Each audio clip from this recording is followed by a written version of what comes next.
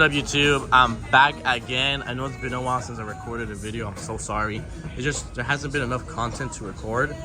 But in today's video, we have a 2.5 Rabbit and we're going to be doing the back suspension. My boy already did the front suspension, but it's pretty simple. There's two bolts up here, one bolt here, and then we're going to get a wrench and put it over here.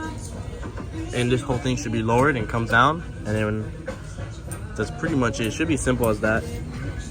If you guys take off this bolt, you will have to do an alignment. So please do not take off that bolt. So let's see if we can do this in one try. It is lowered. First Rabbit I've ever seen lowered. It was actually not that difficult, guys.